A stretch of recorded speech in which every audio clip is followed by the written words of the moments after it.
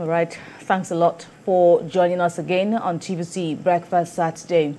During President Bola Tinubu's nationwide address to mark the country's Independence Day, he touched on various areas where his administration is putting in the works to improve the country. And he outlined efforts in tackling insecurity, stabilizing the economy, boosting food production, and some other issues. He also announced convening of a national youth conference scheduled to span 30 days. President Tinubu says the 30-day Confab aims to bring together youth from across the country to collectively devise solutions to issues such as education, employment, innovation, security, and social justice. He also emphasized that the conference would provide a platform for young Nigerians to voice their concerns and work together to find resolutions. Joining us now to speak some more about the government's plans for the youth, we have joining us via Zoom a member of the House of Representatives, Yewa North Imekoafon Federal Constituency. He's the chairman of the House Committee on Student Loan, Boyega Nasir Isiaka. Thanks a lot, Honorable, for joining us on the program this morning. We also have with us Callistus Okafor, a factional chairman of the Labour Party. He joins us from our Abuja studio. We thank you both, gentlemen, for joining us on the program this morning. Let's begin with Honorable Isiaka. So you had a key committee in the House of Reps talking about, the student loan. The government says, the president said in his address that has since taken off. From your stance, monitoring this very crucial mandate, what's the level of implementation and how satisfactory is it for you and your team? Well, thank you very much, and happy Teachers' Day to all our teachers. Thank you, Nigerians. Well, like the president said, the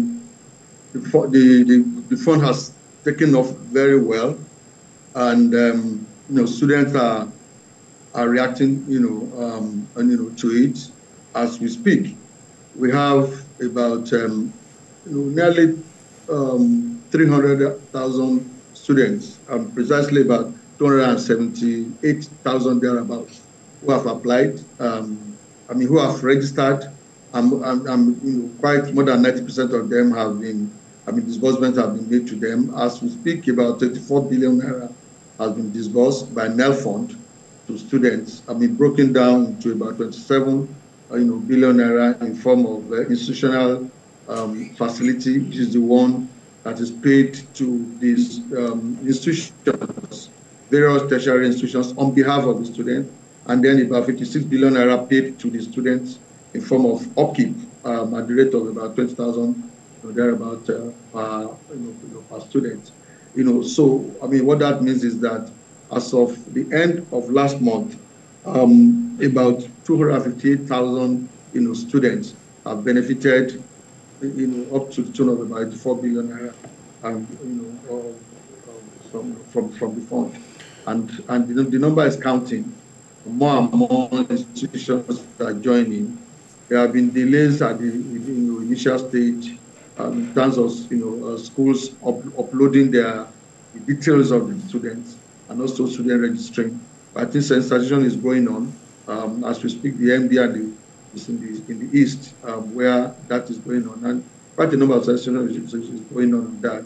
So I think that is going on. Like the president said, that has taken off very well, and I think it's quite good for the nation education, for the future of the country, and for the development of the country generally. Okay, let me quickly come to you, Mr. Okafor, in our Abuja studio. The president in his broadcast has highlighted some measures to tackle some challenges in the country. What's your own reaction to the broadcast of the president concerning the independence? What's your reaction to this? Mr. Okafor, I believe you can hear me loud and clear. Yes. Yes, I can hear you loud and clear. I don't know if you can hear me. Can you hear me? We can also hear you. Right. You had the broadcast message of the president good morning. And the interventions put in place to tackle the hardship. What's your own reaction to the 64th anniversary Independence Day speech of the president. Okay, thank you. Let me start from what Honorable said. Let me join him to talk about that. You see, what I realize in this our country is that the government, when I use the word government, be it local government, state government, or federal government, they may have a good program. But sometimes the people handling it may not handle it the way the government planned it. If what we heard from Mr. President about this education program is real, is real, what it means that federal government has a very wonderful program to better the education in Nigeria. But how is it being handled will be the question. All these things we are hearing now is on paper. I, as a person, I have never heard that Mr. Peter or Mr. Paul benefited from this program. Now, which people are benefiting from it? I'm talking about when this kind of program is out, you talk about Southeast, or is that our South and West? When you come to the South, you talk about Southwest, Southeast, and South. How many people that's benefiting? Is it going to one place? Is it going to the other side? So when this thing is being shared equally or being shared, that every zone, every zone will benefit from it, then you can see everybody will understand that federal government is working. But most times you see that government brought out a very good, a very wonderful program, but people will be saying still government is not doing anything. We're not seeing what the government is doing because the people handling it, they will give us a number, 200 or 4 million or to 48 million. But you may see that it's only 600,000 persons or even less than that is benefiting from it. And it may be from one side. So all I'm trying to say is government having good program is very good. Right. Government is having a very good program. When I listen to Mr. President, I see a very big program, a good program, but it's on paper. How is it being handled? All right. That's my problem. Honorable Isiaka is still with us. Let's, get him to clear that concern, because on Nelfon's website, 362,000 plus registrants, took advantage of that, out of which 268,800 plus, applications were recorded. And Mr. Okafor has raised the point as to, so who are these people? How can we identify them? How can we be sure that this is not just numbers? In your oversight duties, how well do you ensure that, these are people, real people? We even understand that 260 institutions, are also on record of from the students who benefited from the program, who are taking advantage. Help us speak to the believability of the scheme.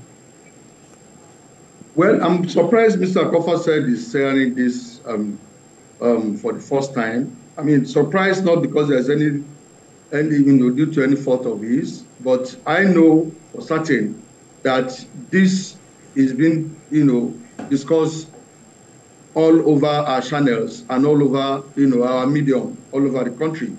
When the first set of checks were given at the State House by Mr. President himself, all the regions were represented there, and checks were given. I know in the Northwest we have BUK, in the Southwest I think we got Federal Poly Laro, in the Southeast we have which institution, all of them were there.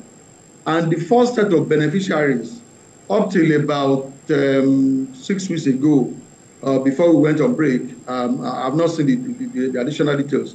Most of the beneficiaries are actually from the northern part of the country, to the extent that the Southeast was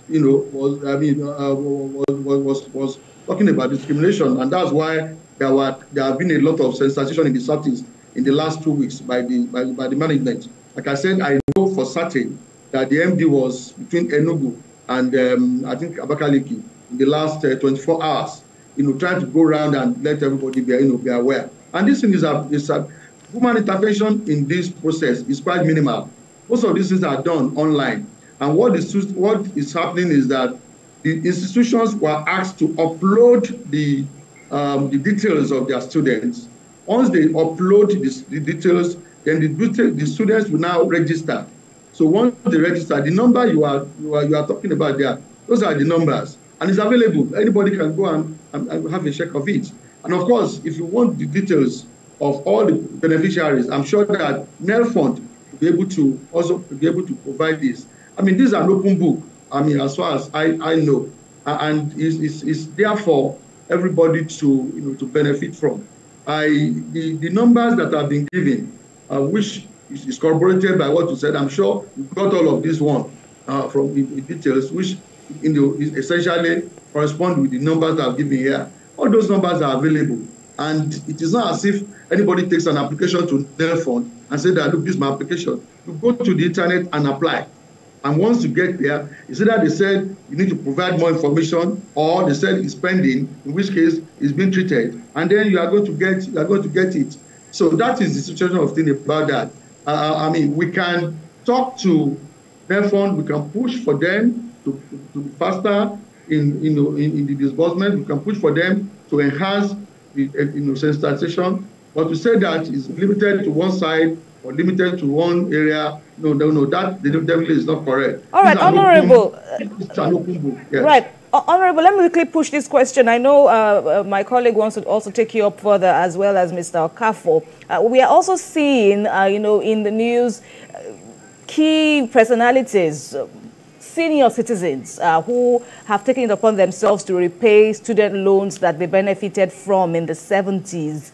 How does this, meet you? And moving forward, how are you working to ensure that these loans are paid, pretty soon? As laudable as those moves are, but then what happens moving forward?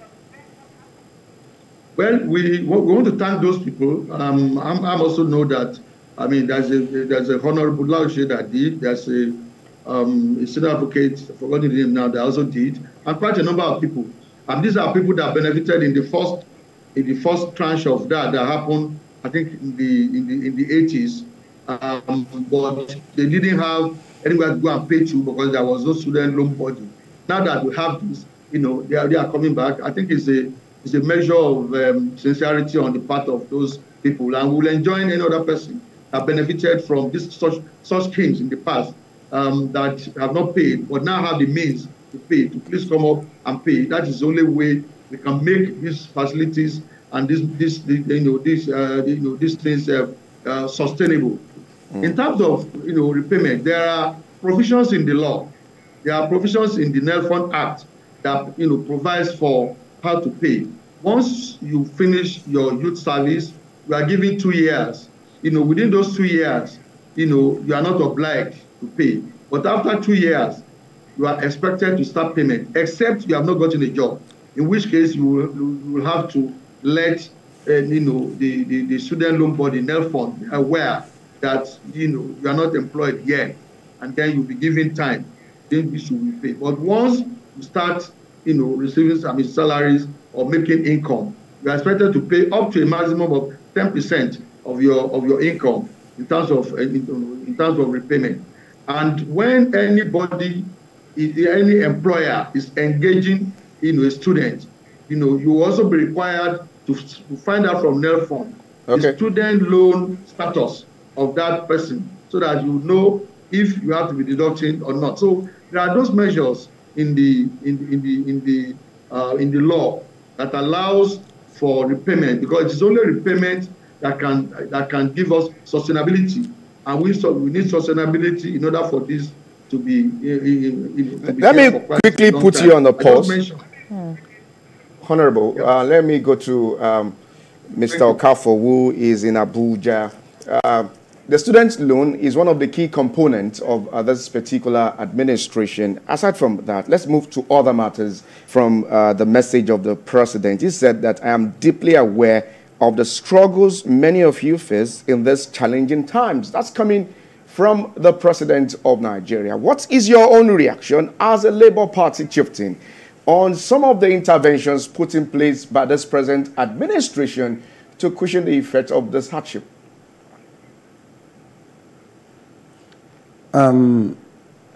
Honestly speaking, as a national chairman of opposition party, Labour Party, I am really happy that the way Mr. President addressed that issue, or his exact statement, he said, and that he understands that Nigerians are suffering.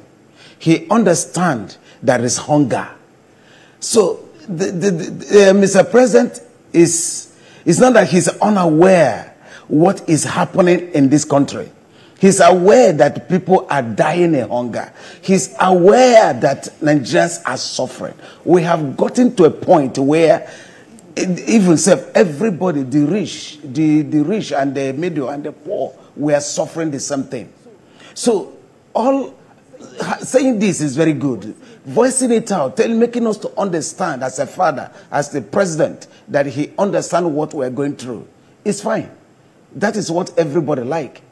But what we're saying is, we want to see Mr. President put immediate measures to bring Nigerians out of this situation we find ourselves. Honestly speaking, it's going out of hand. Honestly speaking, it's going out of hand. All you need to is see individuals, private companies buying rice, buying this, giving to their people. When we have government has shared rice. This is a bet. How many people got that rice? How many? I don't see anybody from my town that got this rice. That is the truth. So what I'm trying to say, Nigerians are not really begging for somebody to buy them rice. Nigerians are very active and struggling people. We want to make our money ourselves. We want to work ourselves. We want to buy our rice. We want to buy our food. We need government to give us that enabling environment to be able to work and see the benefits of our suffering. That's all we ask from government.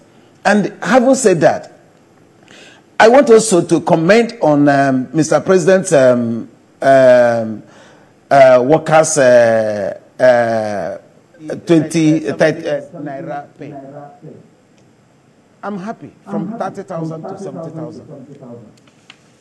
NLC and the federal government went into negotiations for so many days, many weeks or months. At the end of the day, they agreed on that.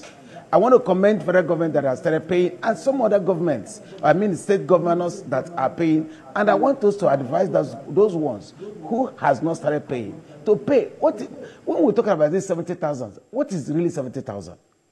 You see some people who are working from where they are coming from. Take for instance somebody working at Lubwe, living in Lubwe, and coming into state secretariat, federal secretariat, and working as federal secretariat. How much will these people pay?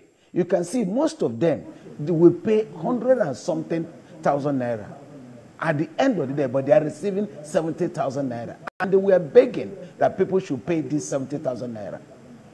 You see, like I said, I want federal government to always look at these things. And when there is, federal government say, I will do this, I will do that. They have said it. I want them to put a machinery that will supervise the implementation of what they said they will do. All right. Because federal government or state government say one thing is one thing, but implementation is another thing. So you are soliciting for more implementation to some of the policies put in place by this administration. Is that what you're saying? Yes, that's exactly what I'm saying. I want also, now I want to talk something that concerns me, something that affects me directly. I want to appreciate this government because a lot of things I see is really going very well. Like INEC, let me talk for INEC.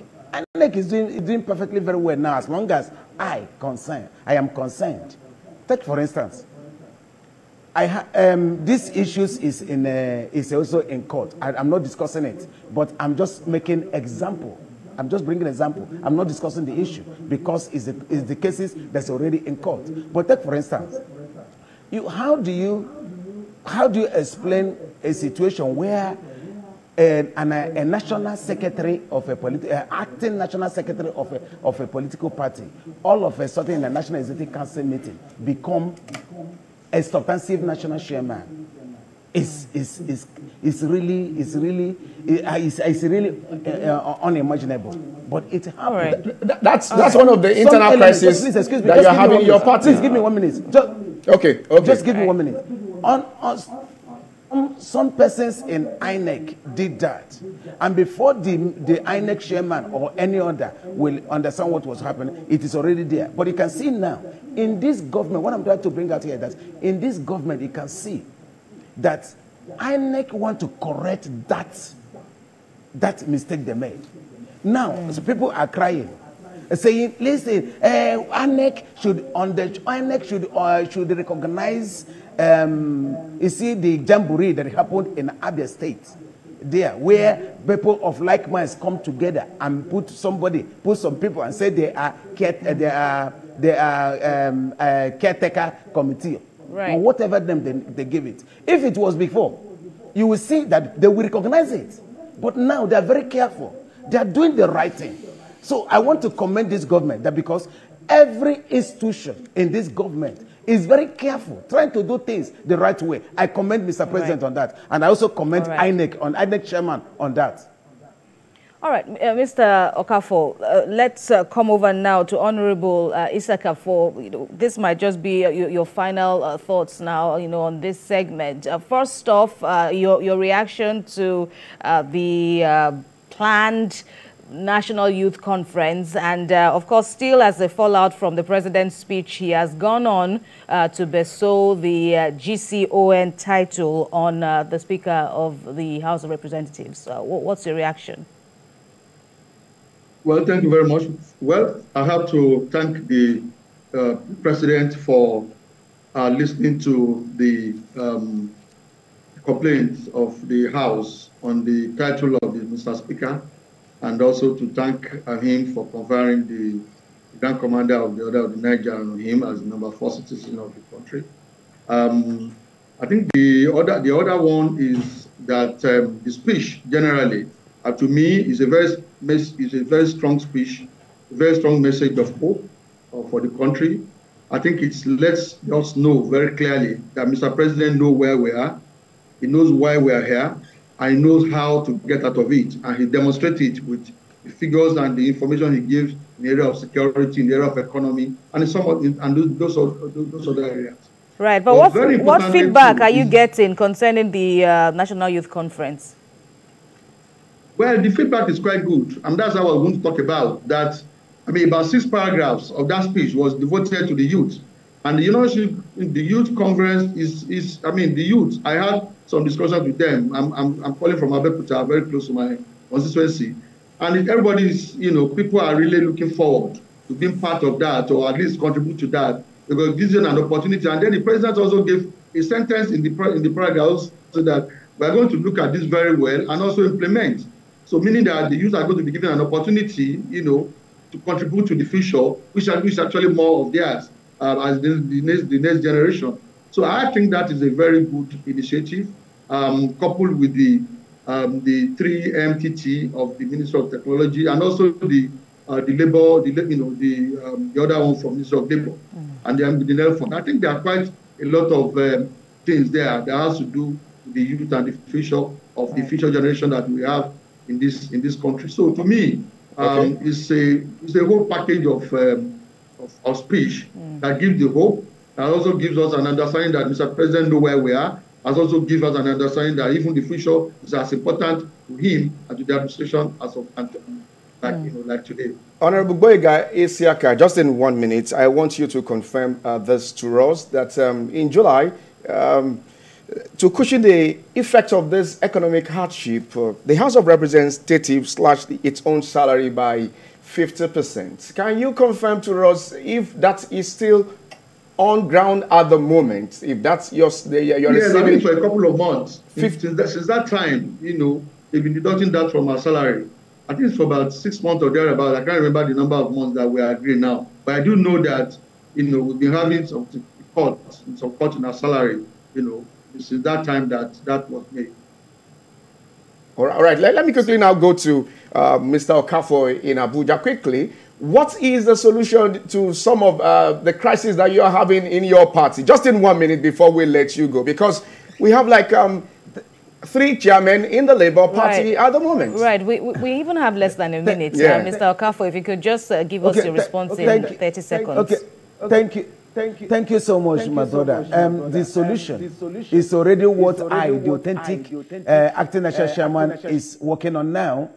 You see, Callistus Okafo group and the late A.S. Salam, who I was his deputy, his offshoot, Abure, and Abure's offshoot, Apapa, all of us are working. I'm calling everybody so that we can all come together and make peace and take the Labour Party to the next level.